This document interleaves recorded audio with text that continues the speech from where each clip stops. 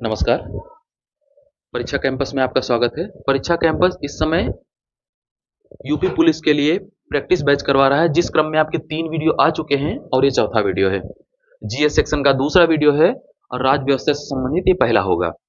हम पहले थोड़ा-सा सिलेबस को देखेंगे, उत्तर प्रदेश पुलिस का सिलेबस क्या है, फिर हम राज्य व्यवस्था का सिलेबस को देखते हुए फिर हम थोड़ा-सा प्रश्नों को देखेंगे, प्रश्नों का नेचर क्या है, किस तरीके के सवाल पुलिस में पूछ रहे हैं और फिर उससे संबंधित कुछ कॉन्सेप्ट को समझेंगे और आगे बढ़ेंगे प्रैक्टिस सेट के माध्यम से। ये देखिए, जो उत्तर प्रदेश पुलिस है उसमें आपके 150 क्वेश्चन आएंगे, एमसीक्यू टाइप के आएंगे सवाल। 4 मेजर सेक्शन है आपके, एक हो गया मैथ्स, दूसरा है रीजनिंग, तीसरा है हिंदी और चौथा है जीएस। तो जो जीएस सेक्शन है इसमें जो पॉलिटी है, जो राज्य व्यवस्था है, उससे संबंधित जो प्रश्न आएंगे वो प्रैक्टिस सेट मैं आपको करवाऊंगा राज्य व्यवस्था से संबंधित। अब राज्य व्यवस्था का जो सिलेबस है वो ये है आपके सामने। तो मेरा जो प्रयास है, इस जो सिलेबस है उसको हम 2 वीडियो में समझेंगे। पहले वीडियो में हम यहां से लेकर राष्ट्रपति तक के कुछ प्रश्नों को देखेंगे, प्रश्न वो जो यूपी पुलिस में पूछा जा चुके हैं। तो पूछे गए सवालों को पहले देखेंगे, तो उन सवालों से, और हमारे प्रयास ये है कि सवाल केवल यूं ही नहीं उठा लें। हमने कोशिश की है कि चाहे संवैधानिक विकास हो, चाहे मूल अधिकार हो, चाहे जो है संसद हो या फिर राष्ट्रपति हो, वहां से जो प्रश्न हमने लिए हैं वो ट्रेंडिंग में रहे हैं हमेशा, या किसी न किसी प्रकार से ऐसे प्रश्न हैं जो संभावित है बाद में पूछे जा सकते हैं, वो या उससे रिलेटेड कॉन्सेप्ट, उस ट्रेंड को समझने के लिए हमने इस तरह से किया है। उसके बाद जो दूसरा सेक्शन है, उसके बाद हम दूसरे सेक्शन को लेके जो अगले वीडियो में फिर उसमें भी सेम प्रक्रिया अपनाएंगे। पहले हम आए हुए प्रश्नों को देखेंगे, आए हुए प्रश्नों के बाद हम उससे रिलेटेड अगर कॉन्सेप्ट है तो उसका डिस्कस करेंगे, फिर उससे संबंधित कुछ प्रैक्टिस सेट के क्वेश्चन हम देखेंगे। लेकिन 2 वीडियो में ही सिलेबस डिस्कस होगा, तीसरे वीडियो से हम continue practice set topic wise चलेगा वो, यानी कि जितने टॉपिक हैं उसको सेक्शन में बांट देंगे, अलग अलग टॉपिक वाइज प्रैक्टिस सेट को करवाया जाएगा। तो अभी आपका ये है सिलेबस। सिलेबस में कुछ ज्यादा नया नहीं है, एक पॉइंट आपको दिखेगा वो है मानवाधिकार। जनरली इस पर ध्यान कम जा रहा है लोगों का, लेकिन सवाल यहां से बन रहे हैं कंटिन्यू। आप उत्तर प्रदेश पुलिस के पुराने आए हुए प्रश्नों को देखेंगे तो आपको मानवाधिकार का सवाल मिलेगा। और ये टॉपिक बहुत छोटा है, बहुत बड़ा टॉपिक नहीं। अगर हम यहाँ से आपको 8 से 10 फैक्ट दे दें, 8 से 10 फैक्ट दे रहे हैं, तो भी मुझे लगता है कि वहां से एक सवाल बन जाएगा। अगर इतने कम में हो जा रहा है तो कुछ दिक्कत नहीं है, हमें वो देख लेना चाहिए। हम चलेंगे अब प्रश्नों की तरफ कि प्रश्न किस तरीके से आ रहे हैं या यूपी पुलिस में जो प्रश्न आए हैं कैसे हैं। एक बात और, मेरी कोशिश ये रहेगी कि हम प्रश्नों को आपको एमसीक्यू तो देना पड़ेगा क्योंकि सवाल तो एमसीक्यू फॉर्म में आ रहे हैं, लेकिन प्रयास है उसको आपको रटना ना पड़े, उसको तथ्यों को ठूसना नहीं है। मेरी कोशिश है तथ्यों को ठूसे ना, तथ्यों को अगर उससे रिलेटेड कोई सीक्वेंस है, कोई घटना है, तो हम उन घटनाओं का जिक्र करेंगे, उसके माध्यम से उस सवालों को अगर कॉन्सेप्ट के माध्यम से समझेंगे कि किस तरीके से ये प्रक्रिया घट रही है, तो आप खुद देखेंगे। अभी जब मैं आपको सिलेबस बताऊंगा, सवाल बताऊंगा, उस क्रम में अगर कोई कॉन्सेप्ट आया है उससे रिलेटेड जब प्रैक्टिस सेट है, मैं आधा ही आपको पढ़ाऊंगा, आधा आप अपने आप सवाल सॉल्व कर लोगे। वो आप इसी वीडियो में देखोगे कि कैसे हो रहा है। जैसे यहां से संबंधित कुछ सवाल आए हैं, जैसे राष्ट्रपति है तो राष्ट्रपति से संबंधित जो प्रथम कौन है, अंतिम कौन है, पहला कार्यवाहक कौन है, इस तरीके की जो घटनाएं हैं, इस तरह के जो सवाल बनते हैं, वो लगभग 69 के आसपास ज्यादा ऐसे परिवर्तन हुए हैं। तो हम उस सीक्वेंस को भी देखेंगे। चलते हैं पहले हम क्वेश्चन की तरफ, ताकि हम ये समझ सकें सवाल आ कैसे रहे। ये रहा पहला प्रश्न आपके सामने। सवाल क्या पूछ रहा है? सवाल पूछ रहा है, फरवरी 1948 में भारतीय संविधान के प्रारंभिक मसौदे को किसने तैयार किया था? ऑप्शन है 4। ऑप्शन पहला व्यवहार राम मनोहर सिंह, ऑप्शन नंबर 2 नंदलाल बोस, और ऑप्शन नंबर 3 है श्यामा प्रसाद मुखर्जी, जबकि ऑप्शन नंबर 4 है श्याम बेनेगल नरसिंह राव। तो इसका जो करेक्ट आंसर है वो श्याम बेनेगल नरसिंह राव है। अब देखिए, श्याम बेनेगल नरसिंह राव जो हैं, बीएन राव साहब, ये बहुत ही नॉलेजेबल पर्सन थे। इनको जिस नाम से पॉपुलर है पॉलिटी में या बुक्स में आप देखेंगे, इनको जनरली शॉर्ट नाम से बुलाया जाता है, बीएन राव। बीएन राव नाम से जाना जाता है। अब बीएन राव साहब से 2 क्वेश्चन हैं जो सबसे ज्यादा पूछे जाते हैं। 1-2 क्वेश्चन मैं कोशिश करूंगा और डाल दूं कि अगर हो सकता है कोई नया प्रश्न इनसे बनाए तो वो भी आ जाए। सवाल 2 इनसे पूछे जाते हैं। एक सवाल तो आपके सामने है, ये कि भारतीय संविधान के प्रारंभिक मसौदे को किसने तैयार किया था, या यहाँ पर शब्द बदल सकता है, मसौदे की जगह प्रारूप कर सकता है कि प्रारंभिक प्रारूप किसने तैयार किया था। तो चाहे प्रारंभिक मसौदा या प्रारंभिक प्रारूप, उत्तर होगा बी एन राव, या फुल नेम दे श्याम बेनेगल नरसिंह राव। लेकिन इस प्रश्न से भी ज्यादा इनसे संबंधित एक प्रश्न जो पूछा जाता है, वो बहुत पॉपुलर सवाल, वो ये है इनके बारे में कि भारतीय संविधान का संवैधानिक सलाहकार कौन था। सवाल ये है, ये बहुत ही पॉपुलर सवाल है, संवैधानिक सलाहकार। तो अगर सवाल पूछता है कि संवैधानिक सलाहकार कौन था, तो संवैधानिक सलाहकार अगर सवाल पूछता है तो बी एन राव साहब होंगे। संवैधानिक सलाहकार इसलिए बहुत ही नॉलेजेबल पर्सन थे, बहुत ही हाईली इंटेलेक्चुअल थे। इंडियन कॉन्स्टिट्यूशन के बनने के पहले ऐसा कहा जाता है, आप देखोगे इन्होंने कनाडा, यूके, यूनाइटेड किंगडम यानी कि इंग्लैंड और अमेरिका, ऐसे 3-4 देशों की इन्होंने यात्राएं की थी। उनके कॉन्स्टिट्यूशन को बहुत डिटेल में पढ़ा था, और प्रारंभिक जो मसौदा है इन्होंने ही तैयार किया था। ये सलाहकार थे। और भारत की ही बात नहीं है, इनके नॉलेज का आप लेवल समझ सकते हैं कि इनको 1946 में जो बर्मा के प्रधानमंत्री है, यू आंग सान, नाम है यू आंग सान, जो बर्मा के प्रधानमंत्री हैं, ये आपको पूछेगा नहीं, मैं आपको बता दे रहा हूं इसी क्रम में। यू आंग सान जो थे, इन्होंने इनको बुलाया था बर्मा के संविधान का मसौदे के संबंध में परामर्श करने के, और ये बर्मा भी गए थे। और बर्मा के संविधान के निर्माण में बी एन राव साहब का बहुत बड़ा योगदान है। और बर्मा ही नहीं, कई देशों में इनको बुलवाया गया था। तो 2 सवाल इनसे ध्यान रखना है, बिल्कुल सिंपल है 2 सवाल। पहला सवाल, संवैधानिक सलाहकार कौन था, बहुत ही पॉपुलर सवाल है, हर एग्जाम में आपको दिख जाएगा, UP PCS, Uttarakhand PCS, TGT, PGT, हर जगह आपको ये सवाल दिखेगा। तो ये पहला सवाल है। दूसरा सवाल जो कम पूछता है लेकिन उसके बाद यही पूछता है, प्रारंभिक मसौदा या शब्द चेंज किया प्रारूप, तो सवाल का आंसर ये रहेगा। चलते हैं दूसरे सवाल की तरफ। सवाल नंबर 2, ये रहा आपका दूसरा सवाल। वर्तमान में भारतीय संविधान के भाग कितने हैं? अब देखिए, इसमें 4 ऑप्शन है। पहला ऑप्शन है 15, दूसरा है 20, तीसरा है 25, तीसरा है और चौथा है 30। अब इस सवाल को क्यों सिलेक्ट किए हैं? ये सवाल भी यूपी पुलिस में, अभी सारे प्रश्न जो आ रहे हैं आए हुए हैं।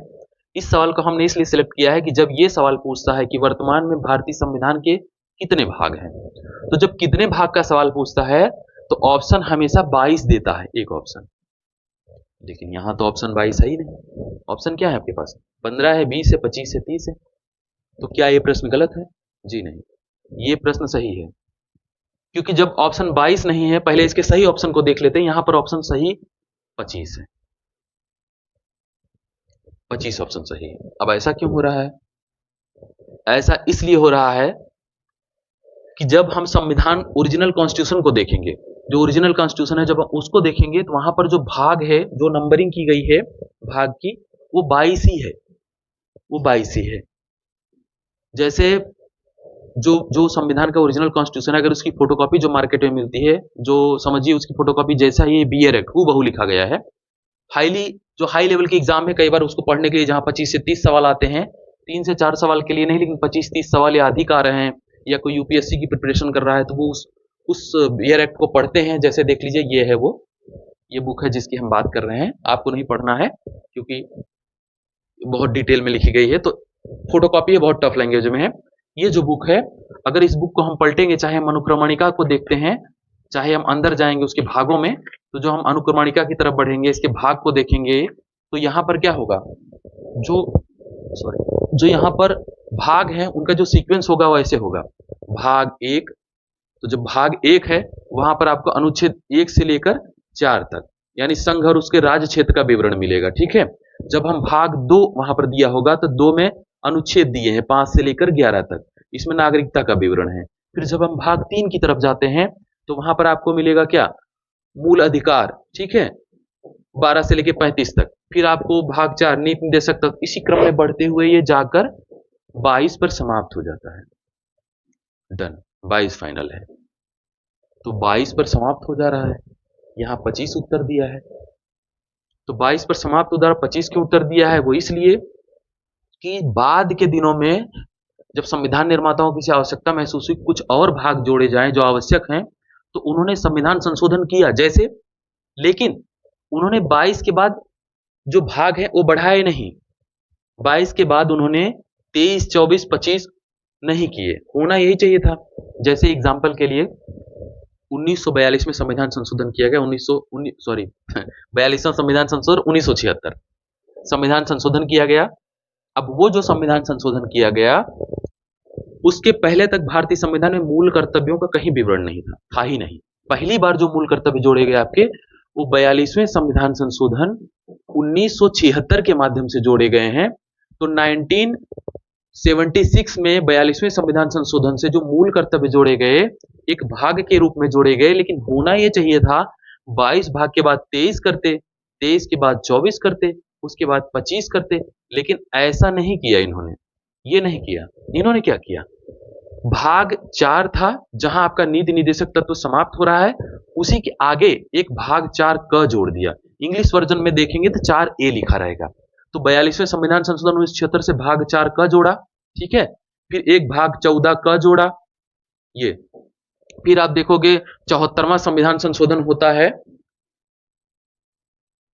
जो 74वां संविधान संशोधन हो रहा है, 74वां संविधान संशोधन,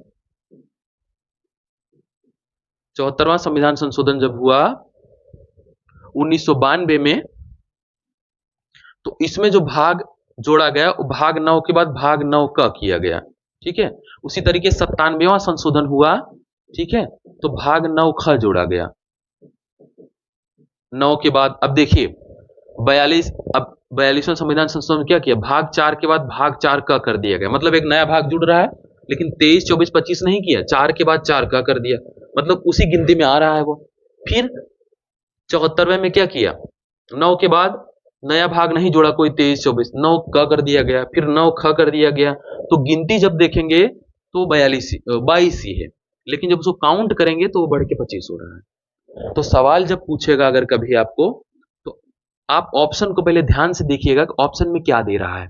यदि ऑप्शन में, अगर जो ऑप्शन है उसमें 22 दे तो 22 सही करना है, ऑप्शन में 22 नहीं है 25 दिया है तो 25 सही करना है। लेकिन अगर 22 और 25 दोनों दे दे, 22 भी दिया है 25 भी दिया है, तब क्या करेंगे। यूपी पीसीएस में सवाल आ चुका है, आपके प्रैक्टिस सेट में पड़ा है, आगे आपको मिलेगा। अगर दोनों ही ऑप्शन देता है तो ऑप्शन कौन सा सही करना है, 22, क्योंकि आज भी भाग उसमें कितने हैं, 22 ही है। तो भाग वाले सवाल और भी बहुत सारे पूछते हैं, निदेशक तत्व के, मूल अधिकारों के, वो हम आगे की कड़ी में जब प्रैक्टिस को हम क्रम वाइज करेंगे तो हम उसमें बढ़ेंगे, तो देखेंगे। अगला सवाल देखते हैं, ये आपके सामने अगला सवाल है। सवाल क्या पूछ रहा है, भारतीय संविधान के अनुच्छेद 24 के तहत वर्ष से कम आयु के बच्चे को डॉट डॉट डॉट वर्ष से कम आयु के बच्चे को किसी कारखाने में काम करने के लिए नियोजित नहीं किया जा सकता। अब यहाँ उम्र से संबंधित सवाल है, ये बहुत पूछता है इस तरह के सवाल कि कितने वर्ष से कम आयु के बच्चे को, अनुच्छेद 21 का में भी आपको मिल जाएगा, मूल कर्तव्यों में भी बच्चों की उम्र का सवाल मिल जाएगा, यहाँ भी मिल जाएगा। वो तो हम जब सीक्वेंस में बढ़ेंगे तो बढ़ेंगे हम वहां पे आपको, लेकिन फिलहाल यहाँ पर इसका जो उत्तर है, ऑप्शन है 14, 15, 16, 18, तो इसका जो उत्तर है 14 है। ये अभी ये सारे सवाल आए हुए चल रहे हैं, आए हुए के ट्रेंड के आधार पर हम प्रैक्टिस सेट बनाएंगे, हम आपको ये कहना चाह रहे हैं। अगला देखते हैं, नेक्स्ट, ये अगला प्रश्न आपका, भारतीय संविधान के भाग 4 में विवरण, आपको बताया भाग वाले सवाल आते हैं। देखिए आ गया एक सवाल, ये भी यूपी पुलिस में पूछा हुआ सवाल है कि भाग 4 में क्या है। ऑप्शन 4 है, पहला मूल अधिकार, दूसरा राज्य के नीति निर्देशक सिद्धांत, तीसरा ऑप्शन नंबर संघ की न्यायपालिका, और ऑप्शन नंबर 4 है संसद। तो इसका जो सही उत्तर है भाग 4 में, वो आपका नीति के निदेशक सिद्धांत है, जिसको शॉर्ट में डीपीएस भी बोला जाता है इंग्लिश में। भाग 3 में ये क्या है, मूल अधिकार। भाग 3 में ये बहुत ही पॉपुलर है, मूल अधिकार, नीति निदेशक सिद्धांत, नागरिकता, ये सब बहुत ज्यादा पूछे जाते हैं किस भाग में, संविधान संशोधन किस भाग में। एक वीडियो या तो भाग का बनाएंगे, या जिस भाग को पढ़ा रहे होंगे सोच रहे हैं उसको उसी समय इंक्लूड कर देंगे उसमें। चलते हैं आगे, आप देख लीजिए प्रश्न, बहुत ही, ये प्रश्न एक ट्रेंड को दिखाएगा। आप देखेंगे अभी एक के बाद एक 3 सवाल आएंगे, एक बड़ा राजनीतिक घटनाक्रम जो इससे जुड़ा हुआ है वो आएगा, और उससे कई सारे सवाल बन जाएंगे, इसलिए मैंने इस प्रश्न को सिलेक्ट किया है। प्रश्न देखिए, ट्रेंड देखिए, ये सवाल जो आपका है 26 अक्टूबर 2018 को पुलिस के एग्जाम में, पुलिस कांस्टेबल के एग्जाम की पहली पाली में आया हुआ सवाल है, 26 अक्टूबर 2018 को। पेपर सॉल्व करेंगे आपको मिलेगा सवाल। देखिए, निम्नलिखित में से कौन सा कथन सही है। सही कथन को आपको चुनना है। कथन नंबर 1, एक बात और ध्यान रखिएगा, ये सही है और गलत वाला बहुत ध्यान रखना है। ये मेरे से भी कई बार गलती शुरू में एक आध दो बार हुई जब शुरुआत में हम एग्जाम देते थे, और बाद में भी, इसलिए इसका एक ही ट्रिक है, सही वाला तो हो सकता है सही कर ले, जब पूछा है कौन सा कथन गलत है, तो जब भी गलत पूछे कौन सा कथन, उसको टिक कर लीजिए, तो फिर वो गलत का सही कर देंगे आप। सवाल देखिए, सही कथन सही करना है। कौन सा कथन सही है? पहला ऑप्शन है 1975 में आपातकाल के समय गुलजारी लाल नंदा भारत के प्रधानमंत्री थे, पहला ऑप्शन। ऑप्शन नंबर 2, आपातकाल के समय इंदिरा गांधी भारत की प्रधानमंत्री थी, ये ऑप्शन नंबर 2 है। ठीक है, अब ऑप्शन नंबर 3 देखते हैं। 1975 में आपातकाल के समय चौधरी चरण सिंह भारत के प्रधानमंत्री थे, ऑप्शन नंबर 3 है। और ऑप्शन नंबर 4 है 1975 में आपातकाल के समय मोरारजी देसाई भारत के प्रधानमंत्री थे।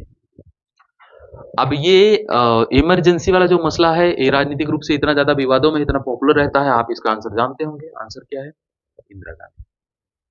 1975 में जब इमरजेंसी लगी तो भारत की प्रधानमंत्री इंदिरा गांधी जी थी। तो अच्छा, अब ट्रेंड देखिए, भारत की प्रधानमंत्री अगर इंदिरा गांधी थी इमरजेंसी के समय, आपातकाल के समय, तो क्या ऐसा कोई सवाल पूछ सकता है? आप अपने आप, ये सवाल आपके दिमाग में चलना चाहिए, पहली पाली में आया हुआ सवाल है कि आपातकाल के समय भारत का प्रधानमंत्री कौन था, तो क्या भारत का राष्ट्रपति कौन था, ये सवाल भी पूछ सकता है। जी हाँ, बिल्कुल, ये सवाल भी पूछ सकता है। पूछ सकता नहीं, पूछा है। यूपी पुलिस 26 अक्टूबर की पहली पाली का सवाल है। दूसरी पाली का सवाल देखिए। अब जिसने पहली पाली का पेपर देखा होगा, अगर थोड़ा सा उसने दिमाग चलाया होगा कि हाँ ये हो सकता है, तो उसका सवाल सही हो जाएगा। सवाल देखिए, 1975 में 1975 में आपातकाल के समय भारत के राष्ट्रपति कौन थे? दूसरी पाली का सवाल है। पहले पाली में प्रधानमंत्री पूछा, देख लीजिए, दूसरी पाली में राष्ट्रपति, उसी आपातकाल का। यही ट्रेंड है जो आपको पकड़ने हैं कि ट्रेंड किस तरीके बन सकता है। सवाल के दिमाग चलाना है हमेशा। अगर एमसीक्यू रटेंगे, आप सोचिए एक बार रट लेता हूं मैं किस तरीके, और फिर मैं सही कर ले जाऊंगा। रट के आप नहीं कर पाएंगे, क्योंकि रटना बहुत लंबा चलेगा नहीं। एग्जाम लंबा है, आज रटोगे 2 दिन में फिर भूल जाएंगे, हो सकता है वहां कंफ्यूजन होने लगे। तो ट्रेंड को पकड़िए, कॉन्सेप्ट को समझिए। कॉन्सेप्ट जब चैप्टर चलेगा मैं कोशिश करूंगा वहां बताता जाऊं। देखिए, पहला 1975 में आप, सॉरी, छठवां क्वेश्चन है, 1975 में आपातकाल के समय भारत के राष्ट्रपति कौन थे? ऑप्शन पहला है आर वेंकटरमन, ऑप्शन नंबर 2 है के आर नारायणन, ऑप्शन नंबर 3 है मोहम्मद हिदायतुल्लाह, और ऑप्शन नंबर 4 है फखरुद्दीन अली अहमद। तो इसका जो सही उत्तर है, जो करेक्ट आंसर है, वो है फखरुद्दीन अली अहमद। फखरुद्दीन अली अहमद जी 1975 में आपातकाल के समय भारत के राष्ट्रपति थे। ठीक है, अब जो फखरुद्दीन अली अहमद थे, क्या भारत के पहले मुस्लिम राष्ट्रपति थे? एक सवाल ये भी आना चाहिए। आप कहोगे अरे सर ये क्या, पहले सिख पहले मुस्लिम, ये भी पूछता है? हाँ, ये भी पूछता है, ये भी पूछता नहीं, पूछा है। देखिए आगे, ये 26 अक्टूबर का ही पहली पाली का सवाल है। सवाल देखिए, निम्न में से कौन सा कथन सही है? फिर आया सही वाला। पहला ऑप्शन, डॉक्टर जाकिर हुसैन भारत के पहले मुस्लिम राष्ट्रपति थे। ऑप्शन नंबर 2, मोहम्मद हिदायतुल्लाह भारत के पहले मुस्लिम राष्ट्रपति थे। ऑप्शन नंबर 3, फखरुद्दीन अली अहमद भारत के पहले मुस्लिम राष्ट्रपति थे। अब फखरुद्दीन अली अहमद जो पीछे आ चुके हैं, इमरजेंसी में राष्ट्रपति थे, आप जान चुके हैं। नंबर 4, एपीजे अब्दुल कलाम भारत के पहले मुस्लिम राष्ट्रपति थे। तो इसका जो करेक्ट आंसर है वो फखरुद्दीन अली अहमद नहीं है, ऑप्शन नंबर 1 है डॉक्टर जाकिर हुसैन। ये भारत के पहले मुस्लिम राष्ट्रपति थे। अब डॉक्टर जाकिर हुसैन साहब के पहले कौन था? तो हम देखते हैं, पहले हमारे जो राष्ट्रपति थे, आप सभी को पता होगा, डॉक्टर राजेंद्र प्रसाद, बहुत ही पॉपुलर थे, संविधान सभा के अध्यक्ष थे। बहुत बार क्वेश्चन पूछता है कि संविधान सभा का अध्यक्ष कौन था, फिर सवाल पूछता है कि पहले राष्ट्रपति कौन थे। हर कंडीशन में, दोनों ही स्थितियों में उत्तर डॉक्टर राजेंद्र प्रसाद होगा। फिर दूसरे जो थे वो हमारे बहुत ज्यादा popular doctor Radhakrishnan, doctor Radhakrishnan साहब। राधाकृष्णन साहब, आपको पता होगा शिक्षक दिवस किसके जन्म दिवस पर मनाया जाता है? डॉक्टर राधाकृष्णन साहब। तो ये थे। और तीसरे नंबर पे जो भारत के राष्ट्रपति थे वो डॉक्टर जाकिर हुसैन थे। ठीक है, अब आपको अगर क्रम भी पूछ ले तो आपके दिमाग में रखना है, पहला राजेंद्र प्रसाद, दूसरा राधाकृष्णन, तीसरा जाकिर हुसैन। जाकिर हुसैन थे तीसरे राष्ट्रपति भारत के, लेकिन पहले मुस्लिम राष्ट्रपति थे डॉक्टर जाकिर हुसैन। 26 अक्टूबर का यह सवाल है। अब बात यही नहीं है कि पहले राष्ट्रपति थे, एक और बात यहां पर घटी। डॉक्टर जाकिर हुसैन साहब, आप पहले इनको देखिए, ये हैं आपके डॉक्टर जाकिर हुसैन साहब। भारत के पहले मुस्लिम राष्ट्रपति। और उस समय उपराष्ट्रपति थे डॉक्टर जाकिर हुसैन राष्ट्रपति थे, और उपराष्ट्रपति वीवी गिरी, जो अभी बहुत ज्यादा चर्चा में आने वाले हैं। इनके बाद उन्हीं का नंबर है, राष्ट्रपति के रूप में नहीं, कार्यवाहक राष्ट्रपति के रूप में ये उपराष्ट्रपति थे।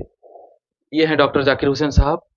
अब प्रश्न ये है, एक प्रश्न पूछता है कि वह कौन सा राष्ट्रपति है जिसकी कार्यकाल में मृत्यु हुई, मतलब अपने पद पर रहते हुए मृत्यु हुई, ऐसा पहला राष्ट्रपति कौन है?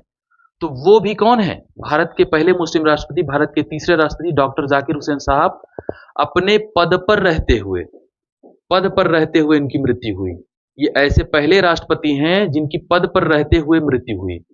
ठीक है, अगर हम इनका देखेंगे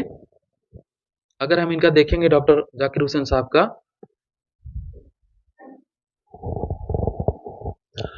तो डॉक्टर जाकिर हुसैन का निधन होता है। हम देखते हैं पहले डॉक्टर जाकिर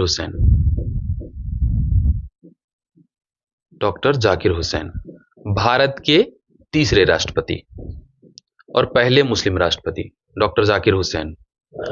अब भारतीय संविधान में जो प्रोविजन है, उस प्रोविजन के हिसाब से भारत का जो राष्ट्रपति होगा, तो राष्ट्रपति का जो कार्यकाल है वो भारतीय संविधान में दिया है, जो वो 5 वर्ष है। भारत के राष्ट्रपति का कार्यकाल 5 वर्ष होगा, पद ग्रहण की तिथि से 5 वर्ष। और डॉक्टर जाकिर हुसैन का जो निर्वाचन है वो हुआ था 13 मई 1967 को। अब कहानी को समझिएगा, इसी से रिलेटेड है कई घटनाक्रम जो 1969 में हो रहे हैं। और 3 मई 1969 को इनकी मृत्यु हो गई।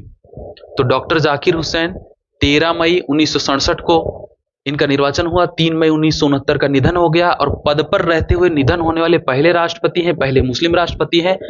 कार्यकाल राष्ट्रपति का भारत के यहाँ 5 वर्ष होता है, और ये आप काउंट करेंगे तो करीब जो है 1 वर्ष 355 दिन, 1 वर्ष 11 माह 20 दिन मान लीजिए आप, लगभग ये रहे, यानी कि 2 साल, मोटे मोटे आप समझिए कि 2 साल रहे।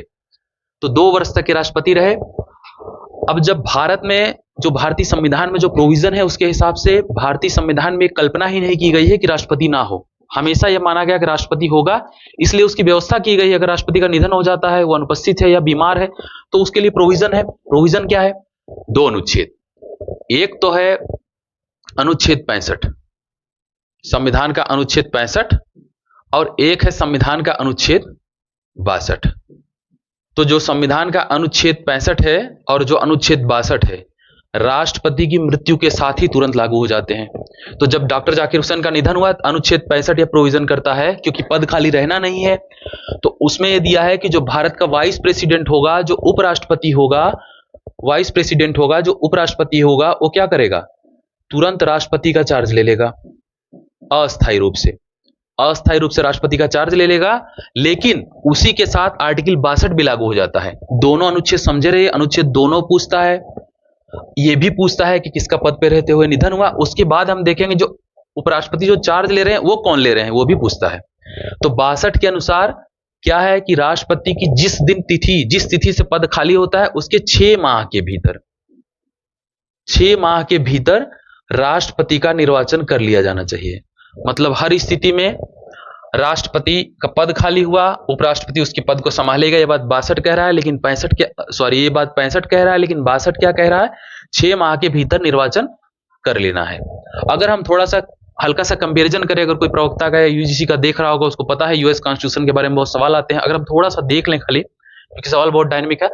अगर हम दुनिया के सुपर पावर यूएसए की बात करें, अगर हम अमेरिकी राष्ट्रपति की बात करते हैं, तो वहां जो प्रणाली है वो राष्ट्रपति प्रणाली, वहां पर भी राष्ट्रपति होता है, लेकिन उनके राष्ट्रपति का कार्यकाल 5 वर्ष ना होकर 4 वर्ष होता है।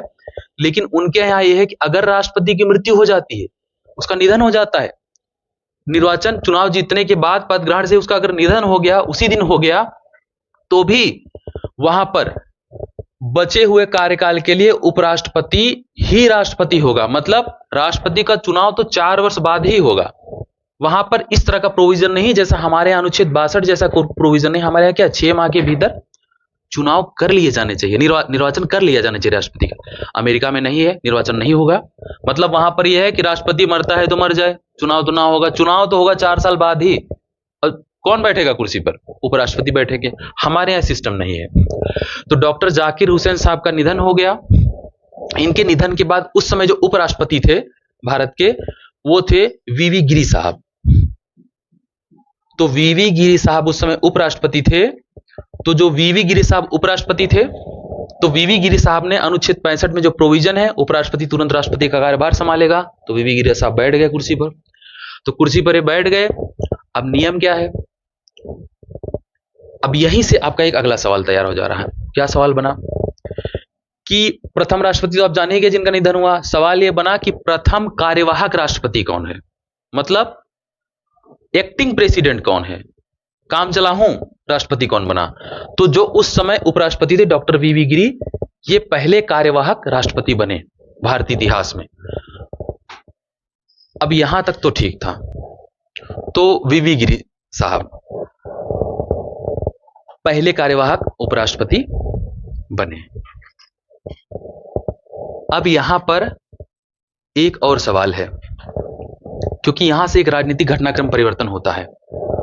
1969 में इन्होंने चार्ज लिया, वीवी गिरी साहब ने। उस समय तक प्रोविजन यही था कि उपराष्ट्रपति राष्ट्रपति का पद देखेगा, लेकिन 62 में कहा गया कि 6 माह में चुनाव होगा। तो अब राष्ट्रपति के निर्वाचन का तैयारी कर ली गई, निर्वाचन की। तो जब राष्ट्रपति के निर्वाचन की तैयारी की गई तो डॉक्टर जाकिर हुसैन, जो वीवी गिरी साहब कार्यवाहक बने थे, वीवी गिरी साहब ने कहा कि वो राष्ट्रपति का चुनाव लड़ेंगे निर्दलीय। तो वीवी गिरी साहब जब चुनाव लड़ने की बात कहे, तो अगर वो चुनाव लड़ते हैं और उन्होंने कहा हम रिजाइन करेंगे पद से, तो अगर इस्तीफा देके चुनाव लड़ते हैं तो राष्ट्रपति का पद खाली हो जाएगा, और संविधान में ऐसी कोई कल्पना ही नहीं है। राष्ट्रपति का पद कभी नहीं खाली होगा। इसी बात के लिए तो ये प्रोविजन किए गए थे कि 65 के अनुसार वाइस प्रेसिडेंट पद को देखेगा और 62 के अनुसार 6 माह में निर्वाचन कर लिया जाएगा। लेकिन जो 65 के अनुसार बैठे थे पद पर गिरी साहब, उन्होंने कहा कि हम चुनाव लड़ेंगे और हम रिजाइन करेंगे। तो ये तो बड़ी संवैधानिक संकट खड़ा हो गया कि अगर जो पद पे हैं वो चुनाव लड़ जाएंगे तो पद ही खाली हो जाएगा। पद खाली होना नहीं चाहिए। तो जो उस समय के विधिवेत्ता थे, जो विद्वान थे, जो सरकार थे, इस पर बड़ा विचार विमर्श शुरू हुआ कि इसका क्या हल निकाला जाए। तो हल इसका क्या निकाला जाए? तो इसका जो हल निकाला गया, जिस प्रोविजन के माध्यम से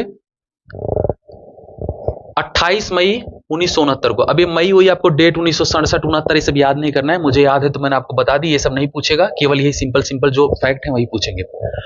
अब क्या किया गया? 28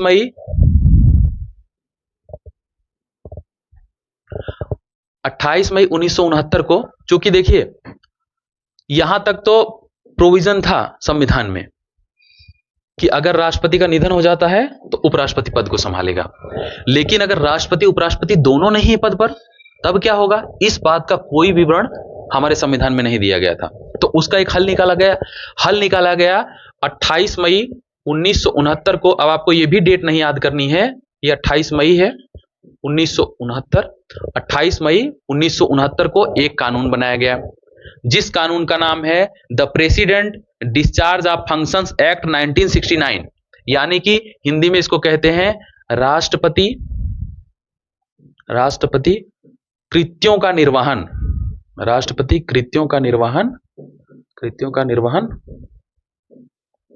अधिनियम 1969। अब आपका ये जो है, ये थोड़ा कम साफ दिख रहा होगा, मैं इसको ठीक कर देता हूं, राइटिंग का मसला है लग रहा है, थोड़ा और सही लिख देते हैं।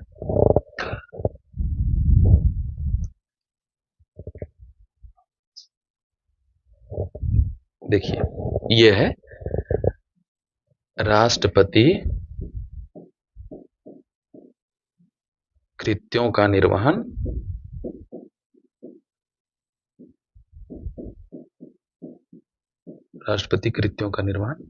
अधिनियम 1969।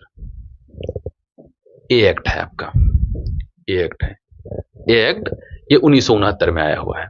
अब इस एक्ट के बनने के पहले बहुत सारे डिस्कशन हुए, वहां चर्चा हुई विद्वानों के बीच, विधिवेत्ताओं के बीच, कि इतना बड़ा पद है जो प्रेसिडेंट के बाद वाइस प्रेसिडेंट को दिया गया था, अगर वो भी नहीं तो किसको दिया जाएगा। तो इस पर बड़ी चर्चा हुई। कुछ लोगों ने कहा कि लोकसभा अध्यक्ष को दिया जाए, कुछ लोगों ने कहा कि राज्यसभा के उपसभापति को दिया जाए, लेकिन फाइनली जो निष्कर्ष निकल कर आया कानून बनने के बाद, उसमें ये प्रोविजन किया गया कि भारत के जो सुप्रीम कोर्ट के मुख्य न्यायाधीश होने, यानी चीफ जस्टिस ऑफ इंडिया जो होगा, सीजेआई जो होगा, उसको अगर राष्ट्रपति और उपराष्ट्रपति दोनों नहीं है पद पर, तो उनको ये पद दिया जाता है। तो यहां पर जो प्रोविजन हुआ, इस प्रोविजन में बात निकल कर आई कि सुप्रीम कोर्ट का जो चीफ जस्टिस है वो पद को संभालेगा।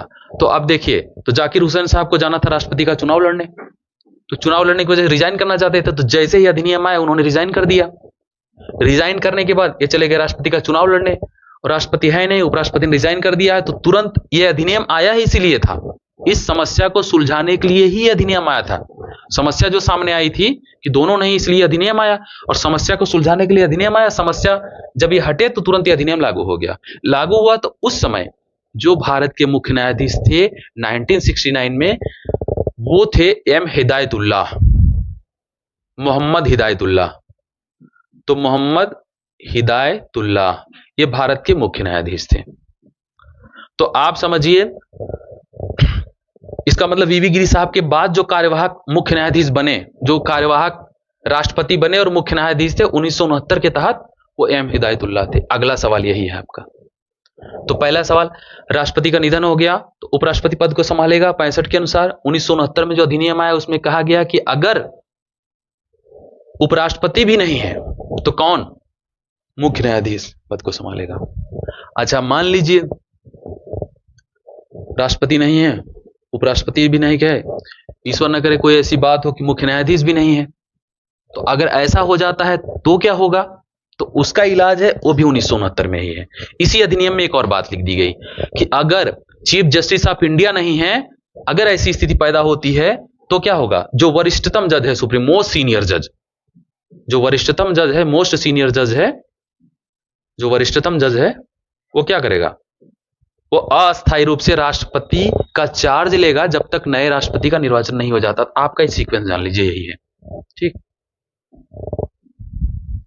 यानी कि अगर हम सीक्वेंस की बात करते हैं, क्रमबद्धता की बात करेंगे हम, तो पहले आपका राष्ट्रपति होगा, राष्ट्रपति के बाद ये राष्ट्रपति हो गया, उसके बाद उपराष्ट्रपति, अगर राष्ट्रपति नहीं है तो उपराष्ट्रपति होंगे, अगर उपराष्ट्रपति भी नहीं है तो भारत के मुख्य न्यायाधीश, सुप्रीम कोर्ट के मुख्य न्यायाधीश, तो मुख्य न्यायाधीश हो गए।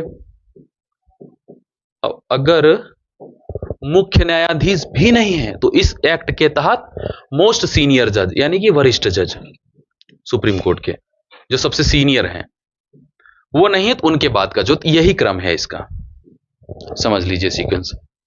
लेकिन एक बात छोटी सी इसमें बहुत अच्छे से ध्यान रखिएगा कि राष्ट्रपति के बाद जो उपराष्ट्रपति बनेगा तो वो तो व्यवस्था है अनुच्छेद 65 के तहत, लेकिन जो मुख्य न्यायाधीश बनेंगे, अन्य जज बनेंगे, वो है 1969 वाले एक्ट के तहत। अब मुख्य न्यायाधीश बन चुके हैं, ये सवाल तो कई बार पूछा है, लेकिन ये कि अगर मुख्य न्यायाधीश भी नहीं है तो कौन बनेगा, ये कहीं बहुत बहुत कम जगहों पर ये दिया हुआ है। कारण कि ऐसा सवाल कभी आया नहीं, जो सवाल आता है जनरली प्रैक्टिस सेट में वही सवाल दिए रहते हैं, लेकिन हमने इसलिए बता दिया कि जो प्रश्नों के ट्रेंड है आजकल पता नहीं क्या सवाल पूछ ले क्या ना पूछ ले, तो अगर उससे भी एक कदम आगे निकल जाए कि वो भी नहीं है तो वो भी नहीं है, तो वो भी आप जानते रहिए कि पूछो, उसके बाद भी पूछना है तो भी हम कर लेंगे, इस स्थिति में आप रहिए। इसलिए हमने बताया कि उसी एक्ट में ये भी है। अब यहां पर एक छोटी सी बात और है, क्योंकि अब यहां से एक छोटा घटनाक्रम शुरू होता है जिसकी वजह से और प्रश्न बनते हैं। ये 1969 जो है ना, ये बहुत ही राजनीतिक रूप से इतना उथल पुथल का समय था कि यहां से बहुत सारे सवाल बनते हैं।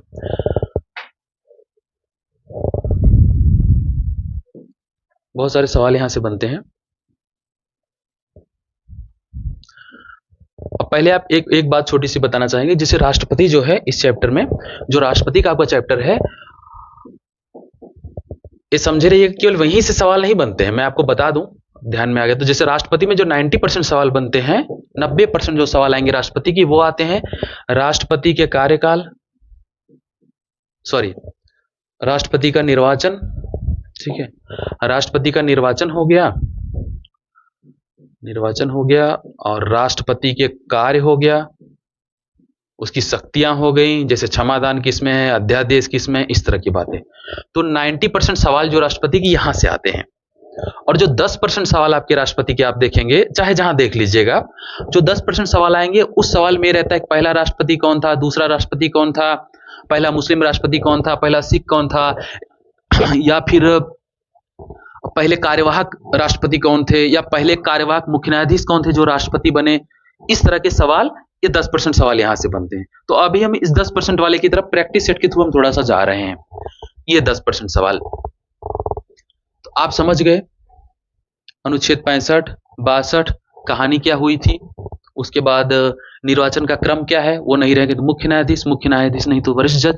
लेकिन यहां के बाद थोड़ा सा स्टोरी में एक और सीक्वेंस है, एक हल्की सी, क्योंकि जब ये वीवी गिरी साहब रिजाइन करके जाते हैं तो ऐसा नहीं कि राष्ट्रपति बन जाते हैं, उसके बाद जो घटनाक्रम होता है, ये 1969 बड़ा संवेदनशील है। ये जो 10% सवाल आते हैं उनमें, क्योंकि या तो आपको पूछेगा प्रथम द्वितीय राष्ट्रपति कौन है, या फिर वर्तमान पूछेगा। लेकिन ये जो घटनाक्रम है, यहां से इस तरह के सवाल बहुत सारे बन जाते हैं, घटनाक्रम ही ऐसा है।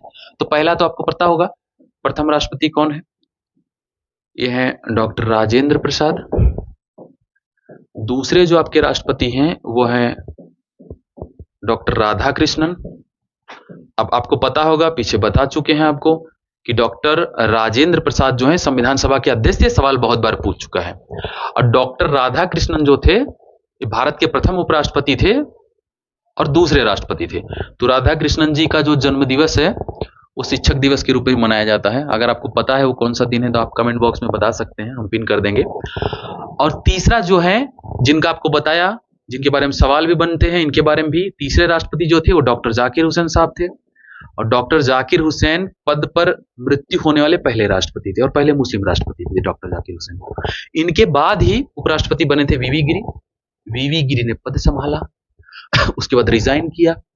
रिजाइन करके जब वीवी गिरी गए चुनाव लड़ने के लिए, तो उस समय तक, वीवी गिरी के पहले तक जितने राष्ट्रपति बने थे, यानी कि पहले, दूसरे, तीसरे, तीनों की बात कर रहे हैं, डॉक्टर राजेंद्र प्रसाद, डॉक्टर राधाकृष्णन, डॉक्टर जाकिर हुसैन, तीनों सत्ताधारी दल से आते थे। उस समय कांग्रेस की सरकार थी और तीनों लोगों को कांग्रेस का समर्थन था। कांग्रेस पार्टी की तरफ से ही जीते थे, सत्ताधारी पार्टी के राष्ट्रपति थे तीनों लोग। और जो इंदिरा गांधी जी थी, इंदिरा गांधी जी जो थी, वो लाल बहादुर शास्त्री जी के निधन के बाद 1966 में प्रधानमंत्री बनती हैं, शास्त्री जी के निधन के बाद। और ये घटना 1969 की है।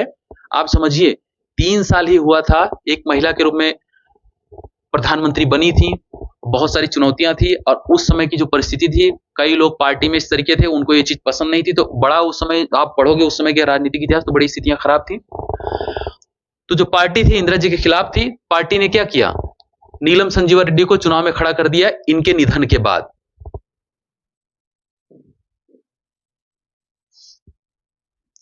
इनके निधन के बाद नीलम संजीवा रेड्डी को कांग्रेस पार्टी की तरफ से चुनाव में खड़ा किया गया राष्ट्रपति के रूप में। तो नीलम संजीवा रेड्डी, जहां तक आंध्रा से आते हैं, शायद वहीं से हैं, मुख्यमंत्री थे नीलम संजीवा रेड्डी। अब नीलम संजीवा रेड्डी, अब जो भी कारण हो, इंदिरा गांधी से बहुत अच्छी नहीं बनती थी इनके, ऐसा कुछ रहा होगा, मुझे नहीं पता है, ऐसे ही कुछ होगा। और वीवी गिरी साहब को इंदिरा गांधी चाहती थी कि वीवी गिरी साहब चुनाव लड़ें। तो वीवी गिरी साहब, इंदिरा जी का इशारा मिला और निर्दलीय चुनाव लड़ गए, खड़े हो गए। उन्होंने वहां से रिजाइन किया, चुनाव लड़ गए। और नीलम संजीवा रेड्डी को समर्थन था कांग्रेस पार्टी का। अब अगर इंदिरा जी इनका समर्थन करना नहीं चाहती थी, वो चाहती थी वीवी गिरी चुनाव जीते, लेकिन वीवी गिरी का समर्थन कर नहीं सकती थी, क्योंकि कांग्रेस पार्टी और पूरा संगठन नीलम संजीवा रेड्डी को चुनाव में लड़ा रहा था ऑफिशियली।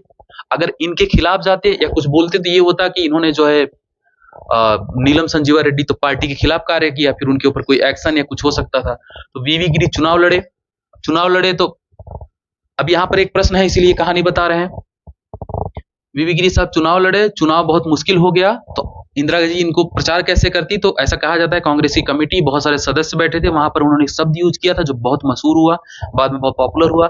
उन्होंने अब प्रचार इनडायरेक्ट में किया, उन्होंने एक शब्द यूज किया, उन्होंने कहा, जब वोट देने की बात आई कि किसका समर्थन किया जाए, तो पार्टी इनका कर रही थी, इंदिरा जी इनको चाहती थी। इंदिरा जी ने कहा था कि अंतरात्मा की आवाज पर वोट दीजिए, अंतरात्मा की आवाज पर। तो कांग्रेस के सदस्य समझ गए, इसलिए वीवी गिरी साहब को वोट दिया गया। लेकिन संगठन इनको सपोर्ट कर रहा था, पार्टी इनको कर रही थी, इंदिरा जी इनको कर रही थी। लड़ाई इतनी ज्यादा कांटे की थी कि राष्ट्रपति चुनाव जब हम देखेंगे तो उसमें कोटा सिस्टम होता है कि जब चुनाव होगा उसका जब रिजल्ट आएगा तो कोटा सिस्टम के तहत अगर किसी ने प्रथम वरीयता में मत कोटे के बराबर मत नहीं, वो जब राष्ट्रपति डिस्कस होगा तो वो बताएंगे, प्रथम वरीयता का मत में नहीं अगर वो विजित हुआ है तो द्वितीय वरीयता के मत गिने जाते हैं। तो ये ऐसा हुआ प्रथम वरीयता में कोई नहीं विजेता हुआ, किसी को कोटा नहीं मिला, तो सेकंड वरीयता में ये चुनाव गया, द्वितीय वरीयता में। तो द्वितीय वरीयता में जब चुनाव गया तो द्वितीय वरीयता में चुनाव जीतने वाले वीवी गिरी साहब ही जीते। यही है सवाल कि द्वितीय वरीयता में कोटा प्राप्त करके द्वितीय मतगणना में द्वितीय वरीयता के मत में चुनाव जीतने वाले भारत के पहले राष्ट्रपति कौन थे? तो वीवी गिरी साहब थे।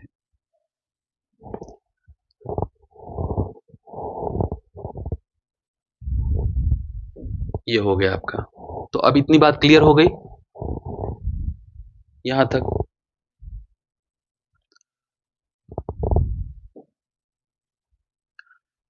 और अगर सवाल ये पूछता है कि पहले निर्दलीय राष्ट्रपति कौन चुनाव जीते, तो वो भी कौन होगा? वीवी गिरी ही होंगे।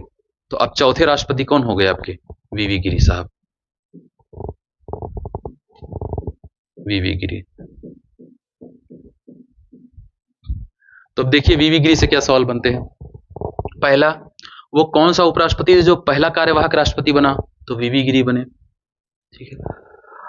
और पद पर वीवी गिरी बने। और कौन से राष्ट्रपति थे जो निर्दलीय चुनाव जीते? तो वो भी कौन थे? पहले निर्दलीय चुनाव जीतने वीवी गिरी थे, क्योंकि बाकी तीनों लोग कांग्रेस से आते थे। इनको भले इंदिरा जी का सपोर्ट था लेकिन वो ऑफिशियली निर्दलीय थे। और तीसरी सवाल जो इनसे आता है, कौन सा राष्ट्रपति था जो द्वितीय मतगणना में चुनाव जीता? उसमें भी कौन होगा? वीवी गिरी। और क्रम अगर लगाने को पूछे राष्ट्रपतियों का, आपके सामने पड़ा है। डॉक्टर राजेंद्र प्रसाद पहले नंबर पे थे, राधाकृष्णन दूसरे पे, डॉक्टर जाकिर हुसैन जिनका निधन हुआ पद पे रहते हुए तीसरे राष्ट्रपति थे, पहले मुस्लिम थे, और वीवी गिरी साहब भारत के चौथे राष्ट्रपति। अब बीच में दो लोग आए वीवी गिरी साहब के बाद, एक्ट जो बताए थे। अब इसको समझने के बाद जो प्रश्न आएंगे वो बहुत ही आसान हो जाएंगे, नहीं तो प्रश्नों को रटना पड़ता। आप खुद देखेंगे, आप खुद देखिए सवाल कैसे हैं, मैं नहीं करवाऊंगा, आप खुद सॉल्व कर लोगे। उसके बाद यही सारे प्रश्न आपको प्रैक्टिस सेट में दिखेंगे, आप अपने आप कर लेंगे कि कौन किसका पद पे रहते हुए निधन हुआ, कौन पहला कार्यवाहक राष्ट्रपति है, इस तरह की चीजें आपको मिलेंगी। चलते हैं प्रश्नों की तरफ। आपको पहला है BN राव का क्वेश्चन हमने आपको दिया था कि उसमें पूछा था प्रारंभिक मसौदा किसने बनाया, तो मैंने आपको बताया था कि BN राव से दो सवाल आते हैं। दूसरा सवाल आता है कि संवैधानिक सभा का संवैधानिक सलाहकार कौन था? सबसे पॉपुलर सवाल वही सवाल है सामने, देखिए भारतीय संविधान के निर्माण के समय संवैधानिक सलाहकार कौन थे? तो ऑप्शन 4 है, doctor BR Ambedkar, doctor Rajendra Prasad, BN Rao और Manmohan Singh. Popular question, popular नाम BN राव, पॉपुलर उनका क्वेश्चन BN राव।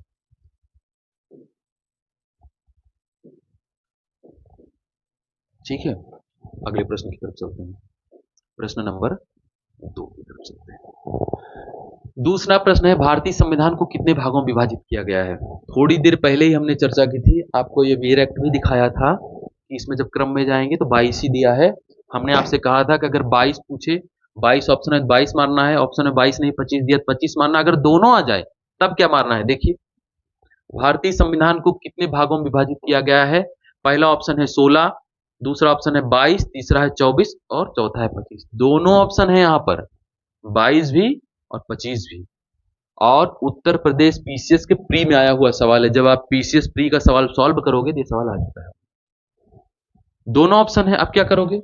बताया था उसमें कितना दिया है 22, तो इसका उत्तर होगा 22। और उत्तर नहीं होगा, आयोग ने भी इसका उत्तर 22 ही माना और 22 ही है, तो 22 देगा तो 22 ही मारना है, 25 नहीं। हाँ 22 ऑप्शन में नहीं तब आप कंसीडर कर सकते हैं। इधर अगला बढ़ते हैं।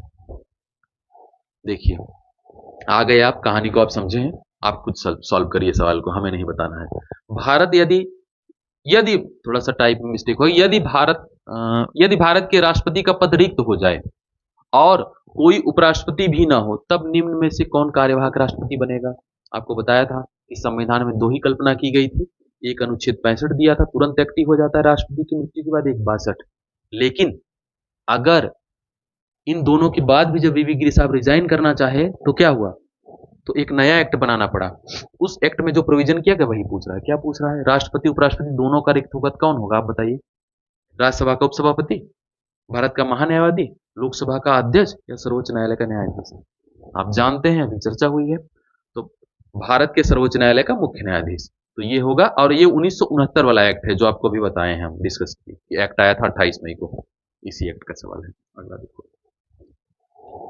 देखिए ये प्रश्न, भारत में राष्ट्रपति की मृत्यु, पदत्याग या हटाए जाने पर पद में हुई रिक्ति को भरने की समय सीमा क्या है? सवाल आपके सामने, आपको बताया अनुच्छेद 62 बता चुका हूं अभी। 65 लागू होगा जब पद ग्रहण, और 62 में कितना दिया है समय सीमा? 6 माह। 6 माह दिया। एक बात और, छोटा सा है वीडियो, थोड़ा लंबा भी हो रहा है, लेकिन हम सोच रहे हैं कि कुछ ऐसा ना हो कि टेक्निकल सवाल अगर थोड़ा लेवल चेंज कर दे शब्दों में। आज तरह के जिस तरह के डायनेमिक सवाल आजकल आ रहे हैं ना, कि इतना शब्दों में एकदम हू बहु शब्द उठा के रख दे रहा है और इतनी कंफ्यूजन पैदा कर दे रहा है कि आप पढ़े तब भी गलत कर दे रहे हैं। आपको टीचर ने बताया कि 6 माह है, तब भी आप गलत करके चले आओगे। क्यों? क्योंकि जैसे अनुच्छेद 62 जब आप देखोगे तो वहां पे 6 माह शब्द नहीं, एग्जैक्ट शब्द देखना चाहोगे तो लिखा है 6 माह के भीतर। अब ऐसे मिलते जुलते सवाल बने हैं इसीलिए बता रहा हूं। तो अगर हो सकता है कभी दे दे कि 6 माह के भीतर, ठीक है, या 7 माह, तो आपको 6 माह के भीतर पहला ऑप्शन लगाना है। नहीं दिया है, जनरली ऐसा देता नहीं है, 6 माह देगा, 6 माह लगाना है, ठीक है, रिक्ति को। यह अनुच्छेद 62 आपको बता चुका हूं। अगर आर्टिकल पूछे कि किस आर्टिकल में दिया है, 62 में। चलिए आगे बढ़ते हैं। भारत के प्रथम कार्यवाहक राष्ट्रपति कौन थे? वही सवाल है। तो डॉक्टर जाकिर हुसैन साहब, मृत्यु हो गई इनकी, तीसरे राष्ट्रपति, पहले मुस्लिम, इन्हीं के बाद कार्यवाहक आए, कौन आए? बीबी गिरी साहब। रहते हुए मृत्यु हुई डॉक्टर जाकिर हुसैन साहब की, भारत के तीसरे राष्ट्रपति और क्या, पहले मुस्लिम राष्ट्रपति थे। जब इनकी मृत्यु हुई उसके बाद वीवी गिरी साहब आए, बताया, उस समय उपराष्ट्रपति थे, अनुच्छेद 65 और 62 लागू हो गया 65 तक। ये पहले कार्यवाहक राष्ट्रपति बने भारत के। तो कार्यवाहक पूछे, एक्टिंग प्रेसिडेंट पूछे तो कौन थे? डॉक्टर वीवी गिरी साहब। तो प्रथम कार्यवाहक राष्ट्रपति कौन बने? वीवी गिरी, आंसर है। और आपको यह भी बताया था उसी समय जब ये रिजाइन करके चुनाव लड़ना चाहते थे निर्दलीय, तो चुनाव जब लड़ना चाहते थे तो एक एक्ट आया 1969 में, तो उसी एक्ट के बाद नया नियम बना, और मुख्य न्यायाधीश अगर दोनों अनुपस्थित है, राष्ट्रपति उपराष्ट्रपति, तो मुख्य न्यायाधीश पद को देखेगा, और वो एम हिदायतुल्लाह साहब थे। ये पहले मुख्य न्यायाधीश थे जो राष्ट्रपति, कार्यवाहक राष्ट्रपति के रूप में कार्य किए। तो आप इसको कर लोगे। देखिए मुझे बताना नहीं है, आप खुद ही सवाल को सॉल्व कर लोगे। हमने बता दिया, अब आप खुद कर लोगे। देखिए कार्यवाहक राष्ट्रपति बनने वाले प्रथम उपराष्ट्रपति थे। वही सवाल है, कौन था? 4 दिए हैं, डॉक्टर राधाकृष्णन, वीवी गिरी, बीडी जत्ती, एम हिदायतुल्लाह। याद करना है क्या? याद करना है आपको? क्यों याद करना है? देखिए वीवी गिरी साहब थे। देखिए अगला सवाल देखिए, भारत के राष्ट्रपति और उपराष्ट्रपति दोनों अनुपस्थित हैं। दोनों अनुपस्थित हों तो भारत के मुख्य न्यायाधीश कार्यवाहक राष्ट्रपति के रूप में कृत्यों का निर्वहन करेंगे, यह प्रावधान संबंधित है। अब अगर राष्ट्रपति उपराष्ट्रपति दोनों अनुपस्थित हैं तो मुख्य राष्ट्रपति कार्यों का निर्वहन करेंगे। अब ये अभी इस पर इतनी डिस्कस हुआ है, अगर अब भी बताना पड़े तो फिर ये डिस्कशन का ज्यादा औचित्य नहीं रह जाता। आप खुद जानते हो, जब मृत्यु होती है तो 65 और 62 एक्टिव जरूर हो जाते हैं, लेकिन जो मुख्य न्यायाधीश कृत्यों का निर्वहन करेगा, इसके लिए एक अलग एक्ट बनाया गया था, तो वो एक्ट यही है, ये रहा, ठीक है। अगला आते हैं, देखिए द्वितीय वरीयता की मतगणना के बाद चुनाव जीतने वाले राष्ट्रपति थे। आपको बताया था कितना विवाद हुआ, वीवी गिरी साहब ही थे, अंततः जीत गए। इंदिरा जी का समर्थन था, पार्टी का समर्थन नहीं था उनको, और यही नीलम संजीवा रेड्डी जी पार्टी की तरफ से खड़े थे। तो पहले ये चुनाव हार गए। मतलब अब देखिए, अगर आप ऐसे आप सब रटोगे, अभी मैं कॉन्सेप्ट, जब ये कहानी स्टोरी आपको पता है तो सवाल उलट पलट के चाहे जो पूछ ले आप सब सही कर लोगे। रटेंगे तो केवल उतना ही याद कर पाएंगे जितना आप याद किए रहेंगे एमसीक्यू। अब जैसे अगर सवाल मान लीजिए पलट दिया कि सत्ताधारी पार्टी की तरफ से रहते हुए भी चुनाव हारने वाले, राष्ट्रपति का चुनाव हारने वाले पहले व्यक्ति कौन थे, मतलब जिनको सत्ताधारी पार्टी का समर्थन था, तो एमसीक्यू नहीं किया, आप सही नहीं कर पाएंगे। लेकिन आपको कहानी पता है तो आपको पता चल जाएगा कि नीलम संजीवा रेड्डी हारने वाले थे। लेकिन यहां पूछ रहा है जीतने वाले कौन थे, तो जीतने वाले वीवी गिरी थे, और द्वितीय मतगणना में जीते थे। अगला सवाल चलते हैं, निम्न में से कौन सा कथन गलत है? अब ये आपका गलत है। चलिए ये प्रश्न कल करवाना था, लेकिन अब आ गया है तो मैं आपको बता दे रहा हूं इसका उत्तर। ये प्रश्न कल करवाना था, ये अगले वाले नेक्स्ट वाले वीडियो के लिए था। कोई बात नहीं, अब आ ही गया है तो बता देते हैं। निम्न में से कौन सा कथन गलत है? इसमें 4 ऑप्शन दिए हैं। राज्यपाल का कार्यकाल राष्ट्रपति के प्रसाद। अब देखिए जो गलत सही वाला यहाँ क्या दिया है, गलत है। बहुत ध्यान रखना है, कथन गलत पूछा है तो गलत ही देखना है, सही नहीं देखना है। सही होगा तो गलत होगा समझ लो, मतलब जो सही है उसको सही नहीं करना है, गलत वाले को सही करना है। ऑप्शन में बहुत ध्यान से पढ़ना है, नहीं आप क्या करोगे, सही वाला सही कर दोगे। प्रश्न यहां गलत वाले को सही करना है भैया, तो ये बात समझे रहिएगा। राज्यपाल कार्यकाल राष्ट्रपति के प्रसाद पर्यंत होता है, ये बात सही है, ये ऑप्शन नहीं लगाना है।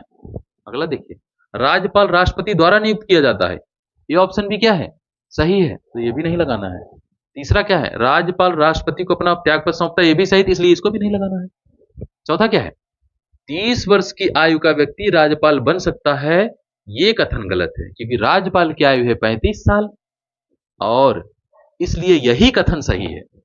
मतलब ये कॉन्सेप्ट गलत है, 30 साल नहीं, आयु होगी 35 साल उनकी, 30 नहीं होगी, 30 नहीं होगी, आयु कितनी होगी 35 राज्यपाल की, इसलिए सही है क्योंकि पूछ गलत रहा है।